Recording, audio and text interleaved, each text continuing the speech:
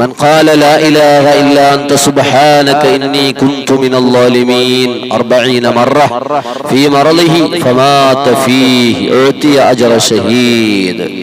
ഒരു രോഗി ആ രോഗത്തിൽ കിടക്കുന്ന സമയത്ത് 40 പ്രാവശ്യം ലാ ഇലാഹ ഇല്ലാ അൻത സുബ്ഹാനക ഇന്നി കുന്തു മിനൽ ളാലിമീൻ ഈ ദിക്ർ ഒരു രോഗി ചൊല്ലി ആ രോഗത്തിൽ അയാൾ മരണപ്പെടുകയും ചെയ്തു 40 പ്രാവശ്യം 40 തവണ ലാ ഇലാഹ ഇല്ലാ അൻത സുബ്ഹാനക ഇന്നി കുന്തു മിനൽ ളാലിമീൻ ഈ ദിക്ർ ചൊല്ലി ആ രോഗത്തിൽ അയാൾ മരണപ്പെട്ടാൽ അല്ലാഹുവിന്റെ ഹബീബ് പറയുന്നു ഉഅ്തിയ അജ്റ ഷഹീദ്. ആ മനുഷ്യൻ അല്ലാഹു ശുഹദാക്കളുടെ പ്രതിഫലം കൊടുക്കുന്നതാണ്. ഷഹീദിന്റെ പ്രതിഫലം ആ മനുഷ്യനുള്ള കൊടുക്കുന്നതാ. രക്തസാക്ഷിക്ക് അല്ലാഹുവിന്റെ അടുക്കൽ വലിയ സ്ഥാനമുണ്ട്, ബഹുമാനമുണ്ട്, ആദരവുണ്ടല്ലോ.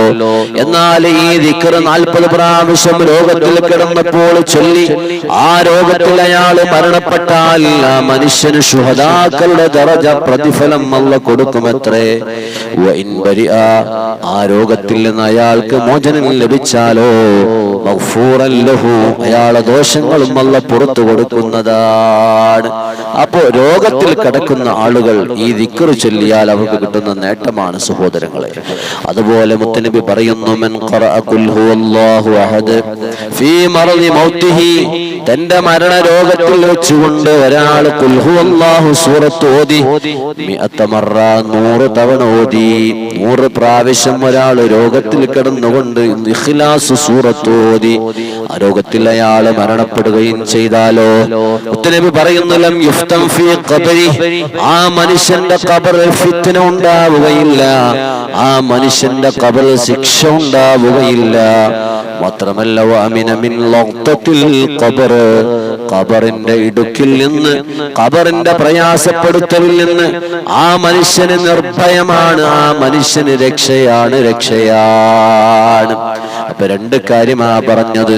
ഒന്ന് രോഗത്തിൽ കിടക്കുന്ന സമയത്ത് സൂറത്തുൽ ഇഖ്ലാസ് 100 പ്രാവശ്യം ഓതുക. അതിലയാൾ മരണപ്പെട്ടാൽ ഖബറിൽ അയാൾക്ക് ശിക്ഷയില്ലത്രേ. മറ്റൊന്ന് ലാ ഇലാഹ ഇല്ലാ അൻത സുബ്ഹാനക ഇന്നി കുന്തു മിനൽ ളാലിമീൻ എന്ന് പരിശുദ്ധ ഖുർആനിലൂടെ വന്ന ദിക്റാണല്ലോ. യൂനുസ് നബി അലൈഹിസ്സലാത്തു വസ്സലാം ചൊല്ലിയ ദിക്റാണല്ലോ. ആ ദിക്ർ രോഗത്തിൽ കിടക്കുമ്പോൾ ചൊല്ലിയാൽ 40 പ്രാവശ്യം ചൊല്ലി അതിൽ മരണപ്പെട്ടാൽ ശുഹദാക്കളുടെ ദറജ മനുഷ്യനുള്ള കൊടുക്കുമത്രേ. അല്ലാഹുവേ ഞങ്ങൾക്ക് തൗഫീഖ് നൽകണേ.